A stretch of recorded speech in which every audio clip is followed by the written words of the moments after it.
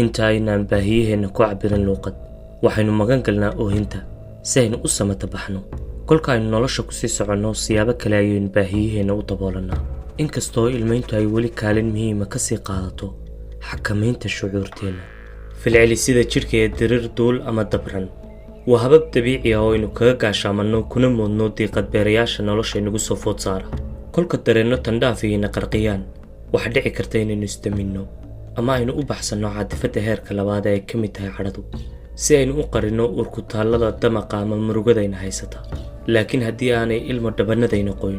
waxaa laga yaabaa inaynaan helin nafisaaddii aynu u baahnayn dabadeed aynu laasinno xaaladda murugada itaaldarrida xanibnaanta ama dansanaanta ah barashada sida loola tacaalo ee loogu dulqaato nuglaantu aad bay muhiim ugu tahay caafimaadka dhimirka waxaana inoo saamaxdaa inaynu helno dhiiranaantii aynu ku noolaan lahayn nolosha aynu rabno ee aynu mudannahay haddaba maxaa loo ceebeeyaa oohinta kolka aynu korno ee aynu caadooyinka bulshada u sii hoggaansanno waxaynu barannaa in ilmaynta loo yaqaano astaan ducufnimo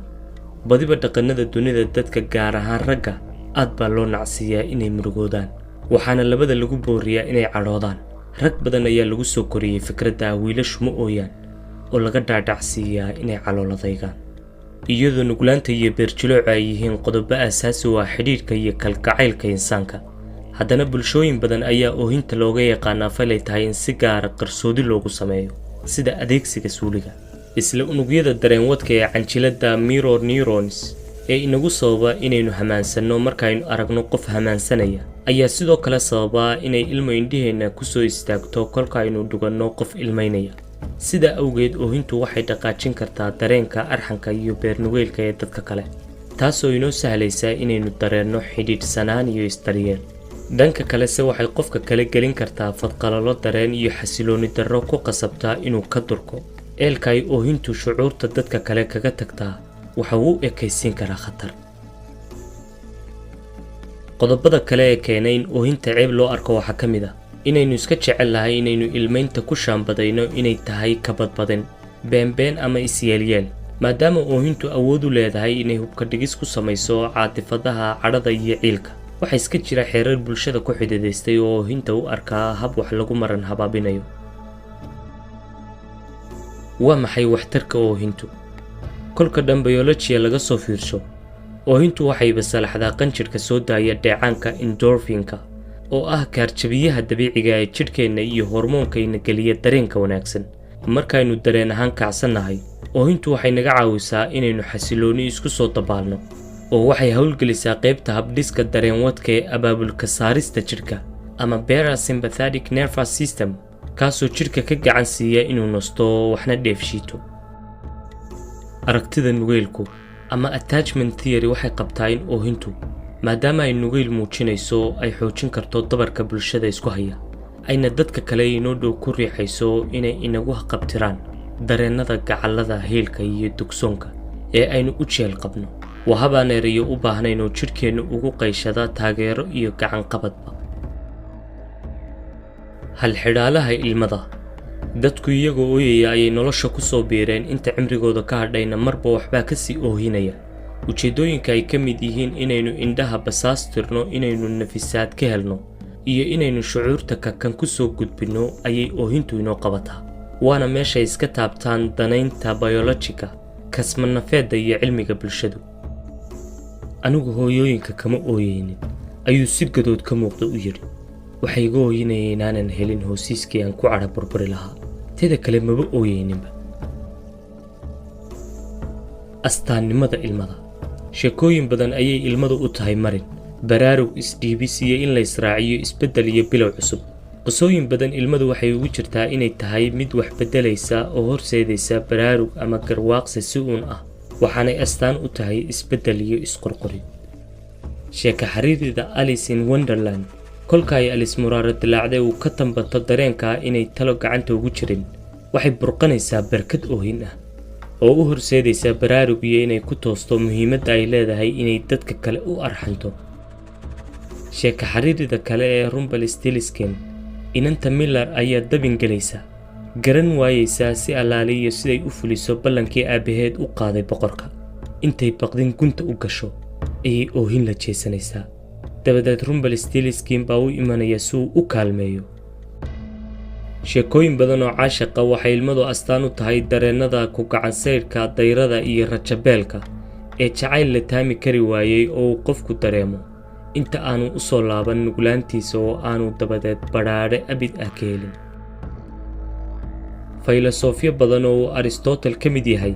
ayaa ilmaynta u arka hab layskaga kala yaraynayo diiqadda caatifadeed maankana lagaga bi'inayo dikhowga. fahanbixintan waxaa kasmadnafeedda lagu dhahaa nafisaad ama ketasis. filosofkii iyo qoraagii Albert Camus mar uu u kuurgalayay macnidarrada iyo leeleelka nolosha waxa uu istusay in quruxda noloshu ku jirto in la noolaado ilaa heerka ilmaynta, isagoo ku doodaya in si kastoo macnodari ugu jirto in haddana nolosha oo sideeda loogu noolaado ay oohintu qayb ka tahay. qisooyinka baryahan dambe jira markaynu eegno sida filimka Frozen, ilmaynta waxaa loo soo bandhigaa inay astaan u tahay kaxoobsiibashada gasariirka iyo in kabuubyada nafsadeed kadib mar labaad wax loogu dareemo. shakhsiyadda Elsa isumay ogolaan inay u baroordiiqdo geerida aabbaheed, taasoo uu ka dhashay jiilaal abadiya oo ay maxbuus ugu noqonayso qalcad barafeed oo ay iyadu gacanteeda ku dhisatay. ugu dambaystase, kolka shucuurtu ay cirka isku shareerto, xaaladdii kasariirka ahaydna ay meel la gaadhi weydo, waxay u irkanaysaa inay oydo oo ay nafteeda hanato, taasoo u horseedaysa inay dib isu hesho oo ay xadhxadhato dhabbihii ay kaarka kaga bixi lahayd. tabaha loo ooyo. adeegso habraacyada isbaraadgelinta mindfulness practices sida tadabburka iyo yoogada si aad ula xidhiidho dareennada culculus. xasuusnow in dareennadan ay cirka isku shareeri karaan ka hor intaanay soo xaga dhigan ee qaboobin. qalbigaaga u ogolow inuu isfuro, kuna kalsoonow hababka uu jidhkaagu xiisadda dareeneed isaga saaro. xusuusnow in oohintu aanay weligeed soconayn, kolka ay dhammaatana aad dareemi doontid deganaan iyo fudayd intii hore ka badan. iska tirtir iscilkaambiga iyo isxambaaraynta qallafsan adigoo isa siinaya tudhaale, isuna arxamaya. dhegayso muusig ama hees ku gelin kara dareen baholyow kaana fikirsiin kara. biriish aad kaga talowdana u noqon kara xaaladaada dareeneed ee culus. isku day inaad la hadashid qof aad ku kalsoon tahay, sida saaxiibka ama dhakhtar nafsadeed, si uu markhaati uga noqdo damaqa iyo xanuunka aad maraysid.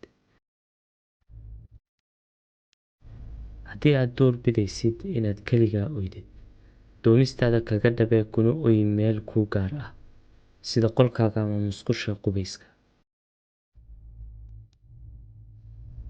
dareennadaada faduuli oo adeegso hababka iscabiridda ee hal abuurka leh, sida xasuus qorka ama aslidda sawirro, si aad u soo saamisid gunta hoose ee naftaada. ilmadu waa webi meel ku geynaya. ilmadu doontaada ayay dhagaxyada ka qaadaa, oo inta ay qulqulka webiga kala dabaalato ayay ku furtaa goobtii hore dhaanta.